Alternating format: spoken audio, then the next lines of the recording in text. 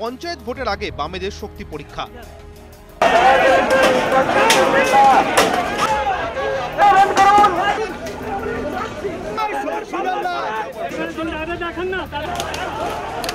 কথা ছিল হাওড়া ও কলকাতা মিলিয়ে 5 জায়গা থেকে শুরু হবে বামেদের নবান্ন অভিযান, কিন্তু দেখা গেল নির্ধারিত সময়ের আগেই অভিযান শুরু করে দেন সুজন চক্রবর্তী সহ বেশ কয়েকজন বাম বিধায়ক। পুলিশকে ফাঁকি দিয়ে নবান্নে ঢুকতে চেষ্টা করেন তারা। পুলিশ অবশ্য ওই বাম বিধায়কদের আটক করে।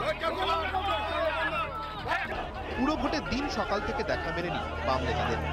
বিকেল গড়াতেই তারা শুরু করেন সন্ত্রাসের অভিযোগ। এদিন অবশ্য আহত কর্মী সমর্থকদের পাশে থাকার বার্তা কিছুটা হলেও দিতে পেরেছেন বাম নেতারা।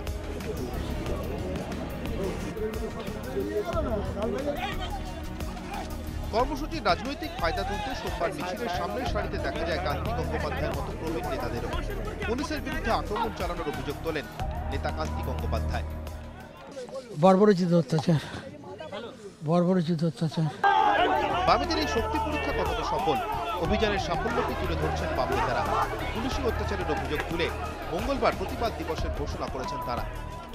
আমরা মনে করি যে অভিযান সফল, কারণ এত ব্যাপক মানুষ এসেছিলেন, ওপাশেও লক্ষাধিক এপাশেও লক্ষাধিক। যদিও বামেদের এই অভিযানকে কটাক্ষ করেছে তৃণমূল কংগ্রেস। সিপিএম এর সাইনবোর্ড বিপন্ন, তাই এখন নজর নবান্ন। এ নাটক ছাড়া আবার কি?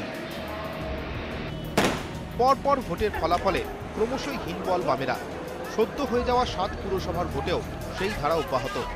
তলানিতে ঠেকে যাওয়া সংগঠনকে চাঙ্গা করতেই নবান্ন অভিযানের কর্মসূচি বামেদের, কিন্তু তাতে বামেদের রাজনৈতিক ফায়দা কতটা সে প্রশ্ন থেকেই যাচ্ছে। তবে এদিন বামেদের অভিযানে নিঃসন্দেহে কিছুটা হলেও অক্সিজেন জোগালো Kolkata police. When I am standing over there, police came, give me some stone chip and etc. Give in my bag and say that I have bring some bricks from my house and start beating me. Bureau report, ETV News Bangla.